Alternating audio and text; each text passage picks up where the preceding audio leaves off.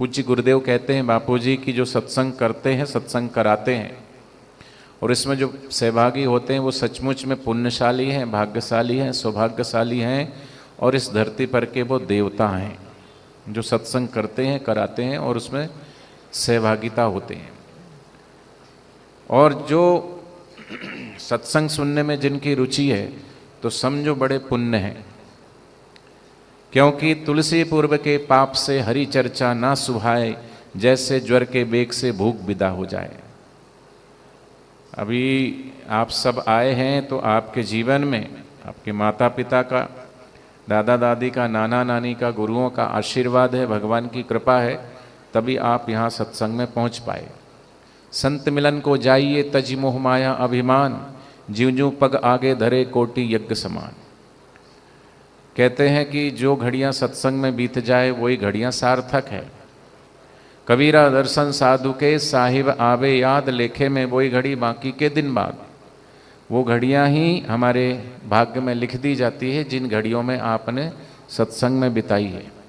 सत्संग माने सतपुरुषों का संग, महापुरुषों का संग।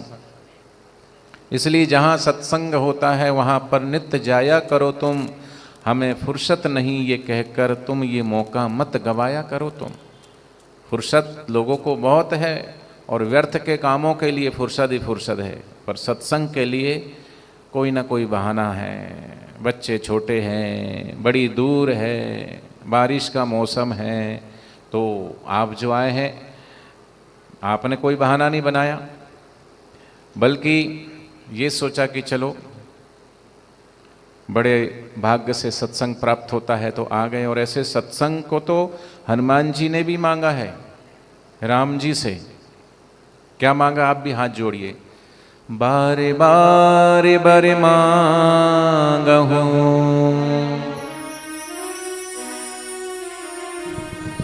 बारे बारे बारे मांगहूं,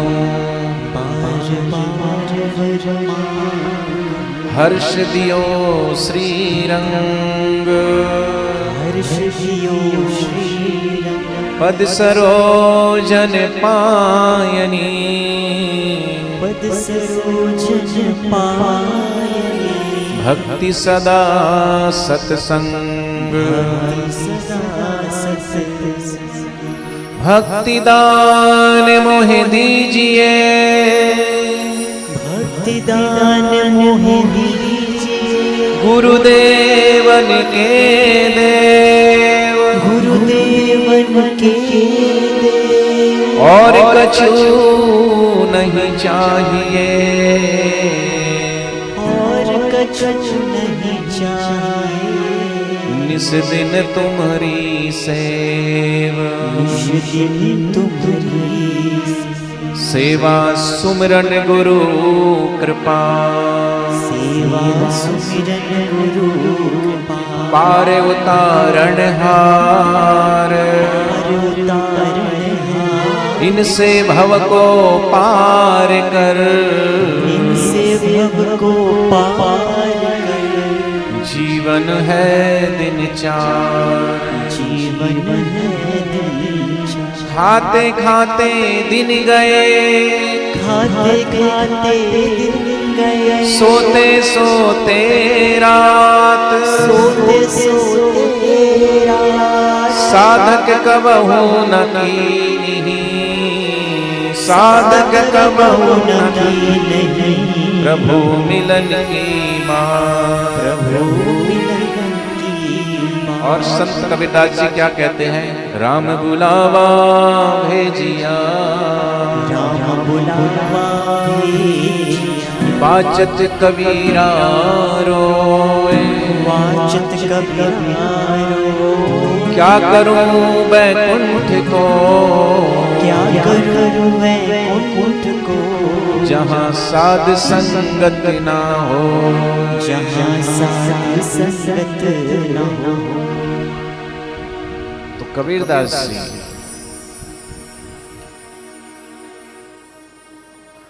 उस वैकुंठ के लिए,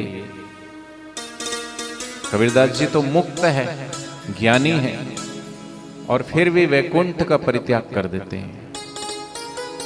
क्योंकि वैकुंठाधिपति भगवान वो भी कभी कभी वैकुंठ से कहीं और चले जाते हैं। कहाँ? कि नाहम बसामि वैकुंठे योगिनाम हृदय नवै मदभक्ता यत्र गायन्ति तत्र तिष्ठामि नारद। माने सत्संग एक ऐसी जगह है जहां सभी देवी देवता, यहां तक कि स्वयं भगवान भी उतर करके आ जाते हैं संतों के सत्संग में।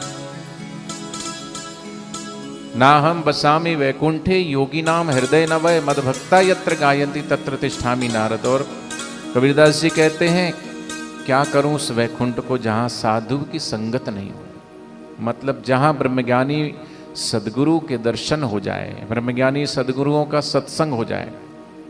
आपको पता है कि धरती पर 68 तीर्थ है और 68 तीर्थ में आप एक बार में एक ही तीर्थ में जाकर के आप पहुंच सकते हैं कि एक साथ आप 68 तीर्थ में नहीं जा सकते। जा सकते बोलो?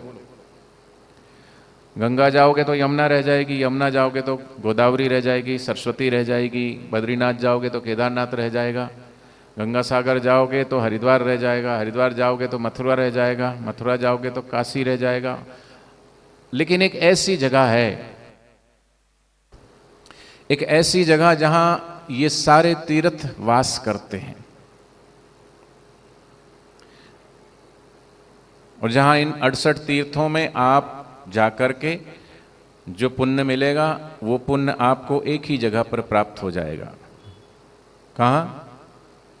कि जो आनंद पूर्वक अपने सदगुरु की आरती करता है उसका मंगल ही मंगल होता है।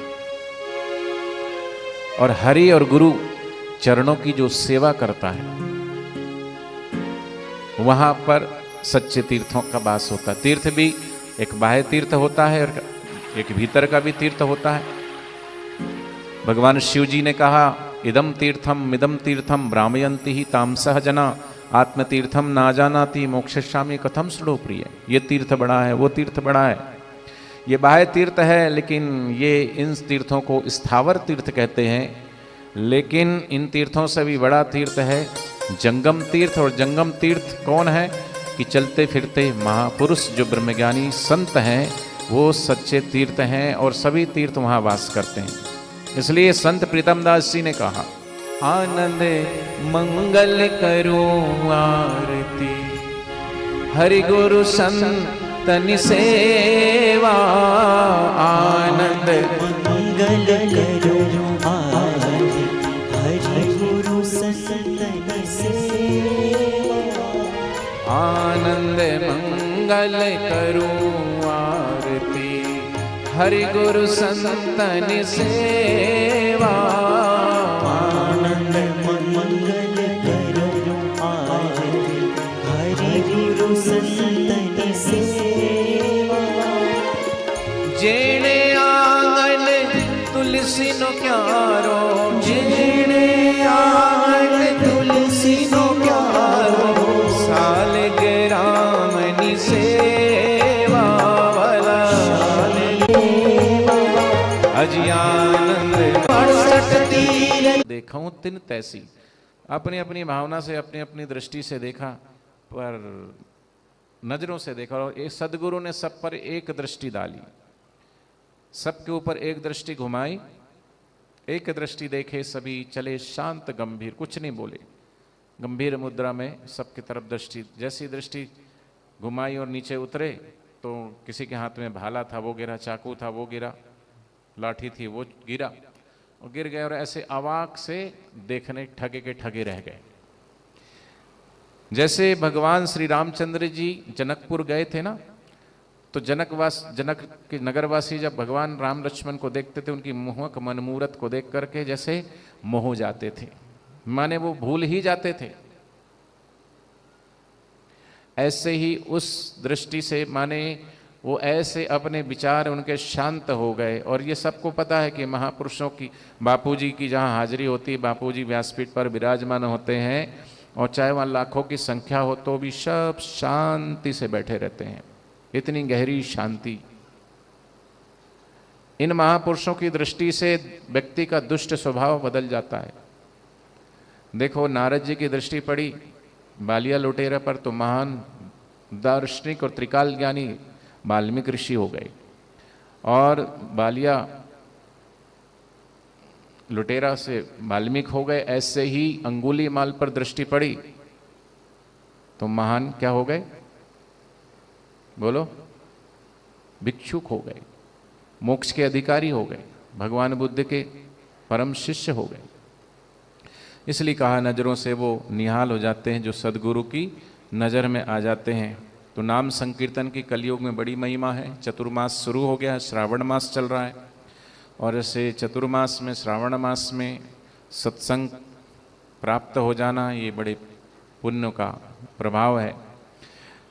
इसलिए सभी बोलना आप, सर्वधर्म बहिर्भूता सर्वधर्म बहिर्भूता सर्व पाप रतस्तथा सर्व पापरतस्तथा मुच्यते नात्र संदेहो मुच्यते नात्र संदेहो विष्णु नामानुकीर्तना। विष्णु नामानुकीर्तना। कि सर्वधर्म त्यागी और सर्व पाप निरत पुरुष भी यदि भगवान के नाम का कीर्तन करते हैं तो वो सभी पापों से छूट जाते हैं, क्योंकि जब ही नाम हृदय धरियो भयो पाप को नाश, जैसे चिन्हगी आग की पड़ी पुराने घास।